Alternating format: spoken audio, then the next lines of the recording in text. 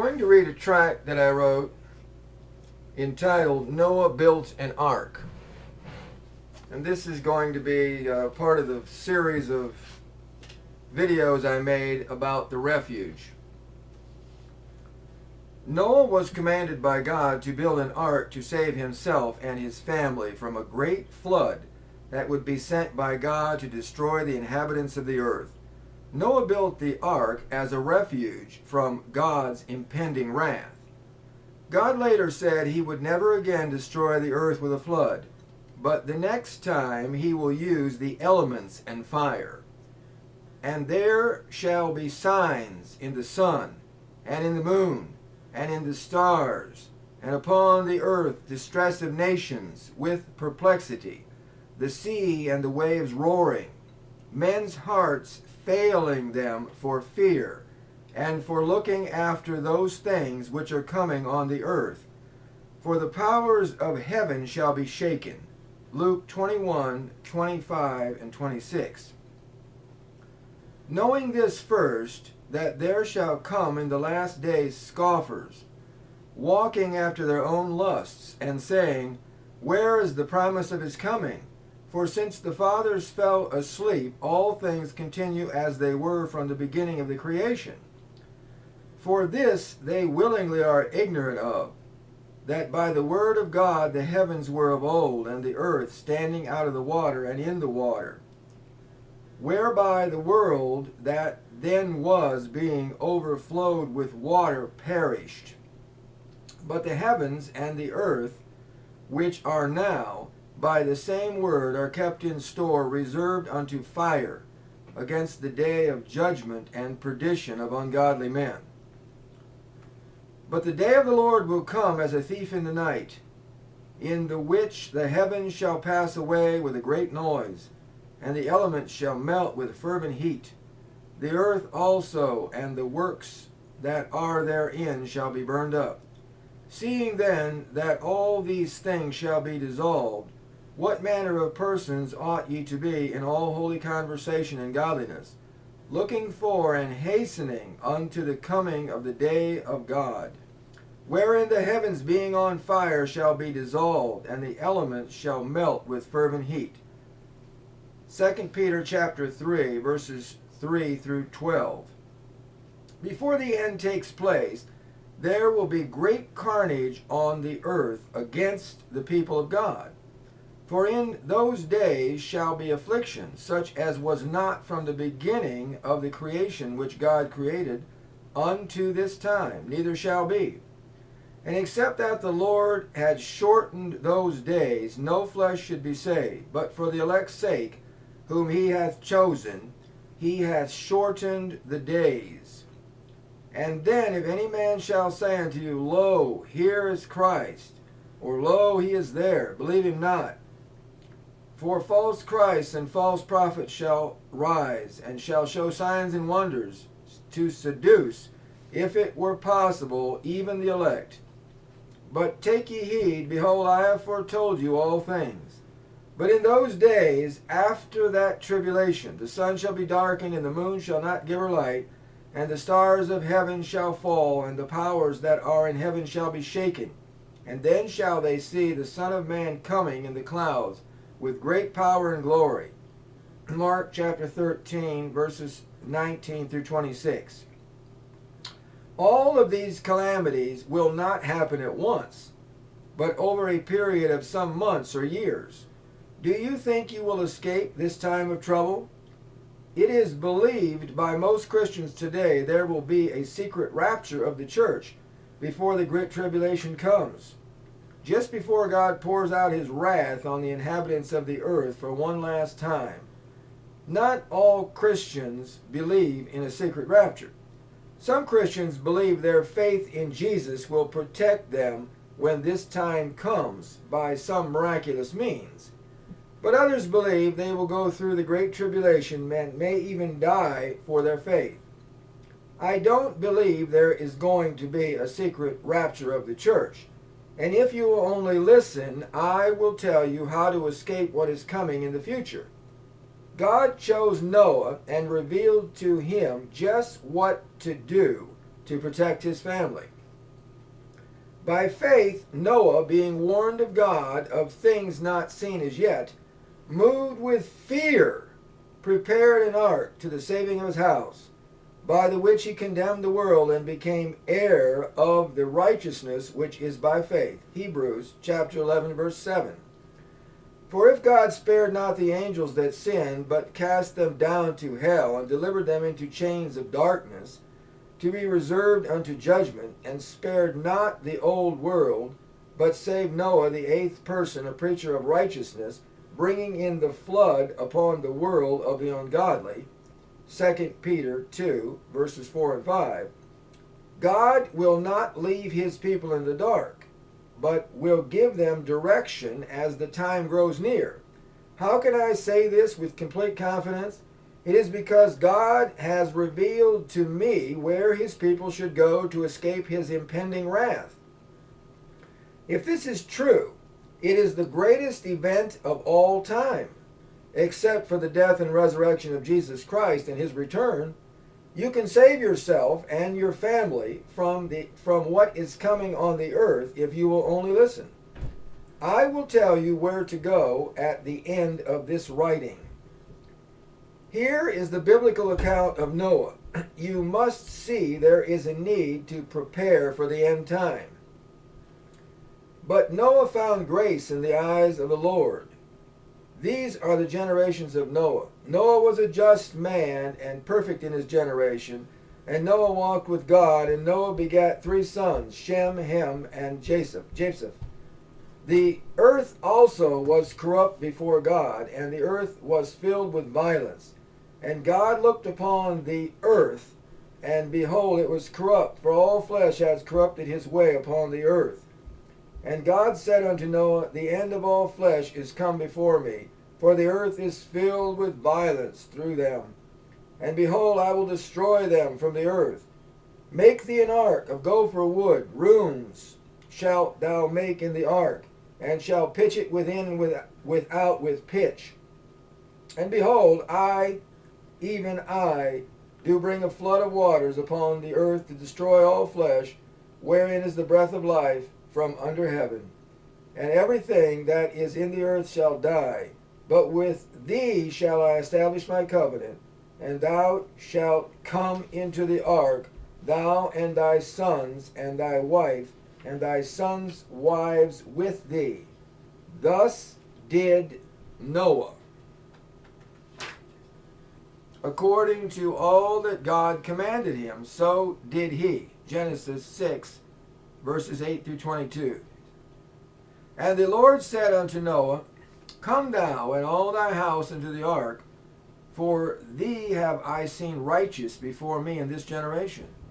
And Noah was 600 years old when the flood of waters was upon the earth. And Noah went in, and his sons and his wife, and his sons' wives with him, into the ark, because of the waters of the flood. And it came to pass after 7 days that the waters of the flood were upon the earth. In the 600th year of Noah's life, in the 2nd month, the 17th day of the month, the same day were all the foundations of the great deep broken up, and the windows of heaven were open, and the rain was upon the earth 40 days and 40 nights. In the selfsame day entered Noah, and Shem, and Ham, and Japheth, the sons of Noah, and Noah's wife, and the 3 wives of his sons with them, into the ark. And the flood was 40 days upon the earth, and the waters increased and bare up the ark, and it was lift up above the earth. And all the flesh died that moved upon the earth, both of fowl and of cattle and of beasts, and of every creeping thing that creepeth upon the earth, and every man, all in whose nostrils was the breath of life. Of all that was in the dry land died. And every living substance was destroyed, which was upon the face of the ground, both men and cattle, and creeping things, and the fowl of the heaven, and they were destroyed from the earth, and Noah only remained alive, and they that were with him in the ark. And the waters prevailed upon the earth 150 days. Genesis chapter 7, 1 through 24. And God remembered Noah and every living thing and all the cattle that was with him in the ark. And God made a wind to pass over the earth, and the waters assuaged.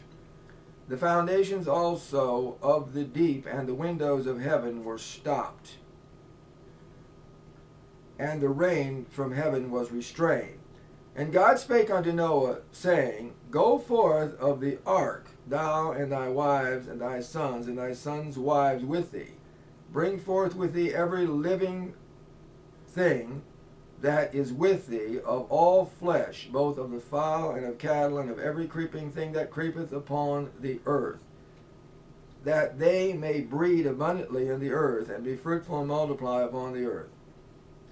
And Noah went forth, and his sons, and his wife, and his sons' wives with him. And Noah builded an altar unto the Lord, and took of every clean beast, and of every clean fowl, and offered burnt offerings on the altar. And the Lord smelled a sweet savor, and the Lord said in his heart, I will not again curse the ground any more for man's sake. For the imagination of man's heart is evil from his youth. Neither will I again smite any more every living thing as I have done, while the earth remaineth seed time and harvest, and cold and heat, and summer and winter, and day and night shall not cease. Genesis 8, 1 through 22. And God blessed Noah and his sons, and said unto them, Be fruitful and multiply, and replenish the earth. And I will establish my covenant with you. Neither shall all flesh be cut off any more by the waters of a flood. Neither shall there be any more, neither shall any more be a flood to destroy the earth.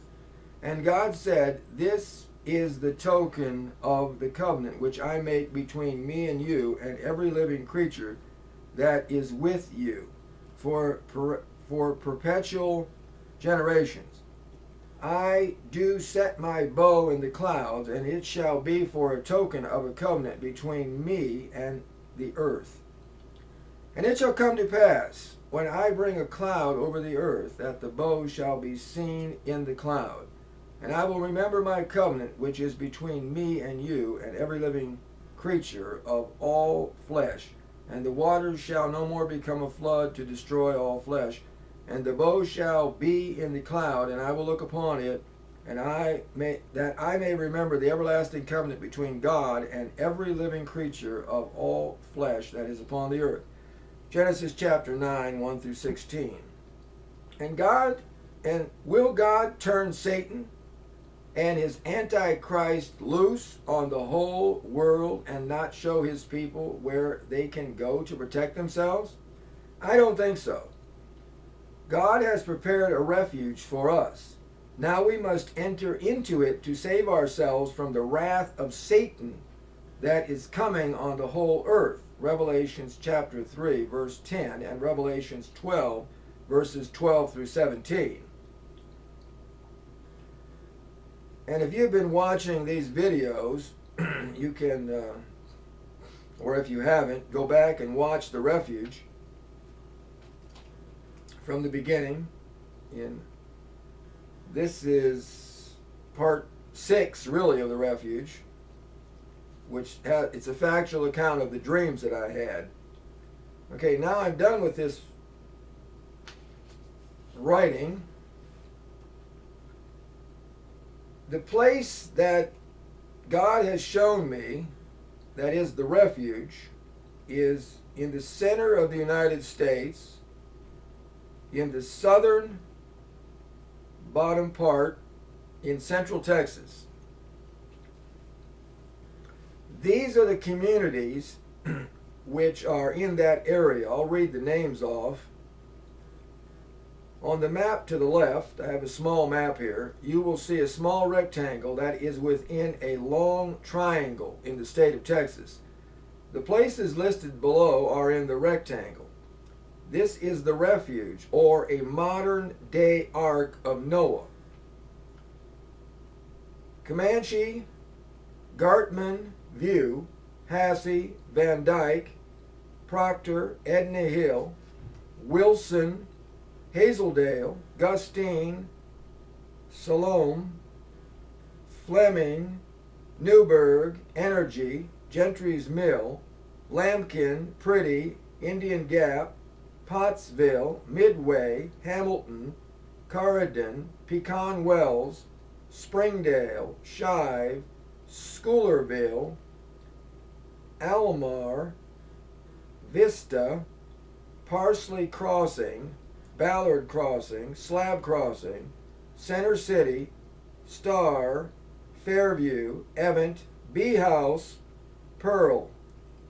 There are other places that are close to the line that would probably be all right. Okay, some of these places are so small that it would be very, I don't know, there's very few people there, or there may not be anyone there in some of these places. A very rural area. But what I wanted to say next is, if you watched all these videos, you can recall previously that I showed you the area and I said that there was a temple site here, or it's the exact location, longitude-wise, of the Temple Mount in Israel. Latitude, excuse me, the temple in Israel. Well, there's something else that I discovered about this area. If you get a map of a hardiness map of the United States, and you want to find out where the refuge is, there's a little kidney-shaped area in Texas. Kidney, it's crescent-shaped, and the bowl of it is pointing east. That area, much of it is in the refuge, which is very odd. And the top portion of that is exactly where the Temple Mount in Israel would come, on the latitude line. And I'll take the camera now and give you a little bit more of a blow-up.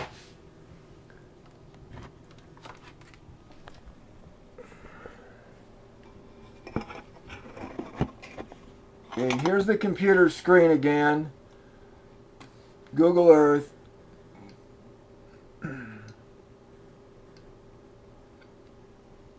And I'll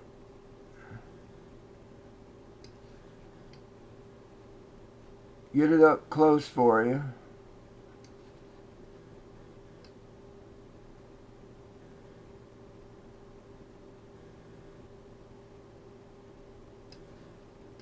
I've stuck a picture of this thing over top of it.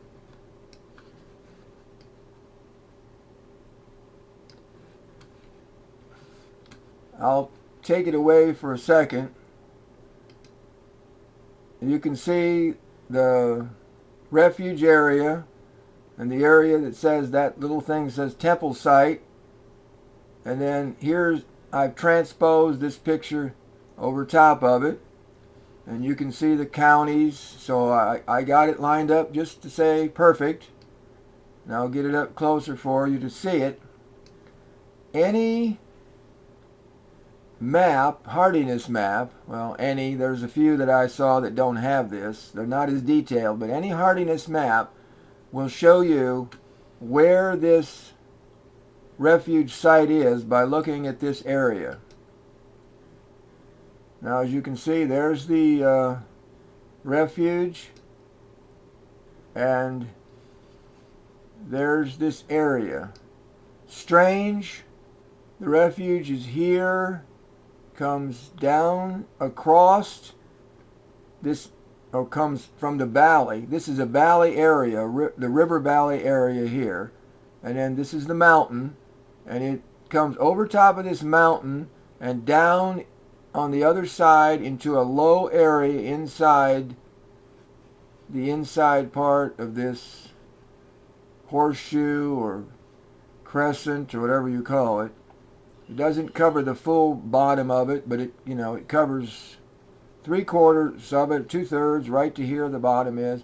And look, it just comes across this mountain area right here and there. So it takes in this. And the odd thing about it is the temple site, it's on the same latitude as the temple in Israel, comes right at this peak place on this mountain.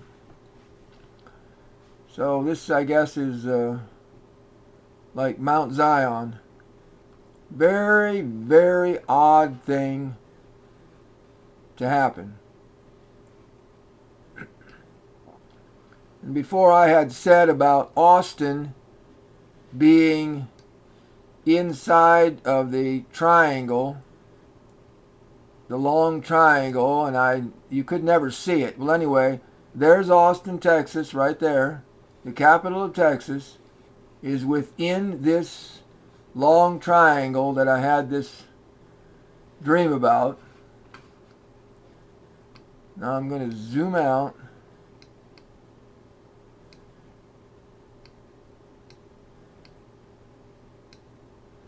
Now I'll put the larger map of Israel right on top of that. Okay, there's Israel transposed, or right on top of that map. You can see, take that away. The temple site is exactly where the temple site is in Israel. Same latitude line. And also the same as this kidney-shaped place. The temple site comes right up on top of the mountain. This is unbelievable to me. I don't see how anything like this could happen by accident. I mean, only God could do something like that. So I'm going to have to break this up into two different movies, because it's getting too long. But my dreams led me here. One dream on November the 1st, 1998. Four dreams. I dreamed Nursery, Wellington, Bottle Creek, and Texas. There it is. This is the results. And it defined this area. That's the refuge.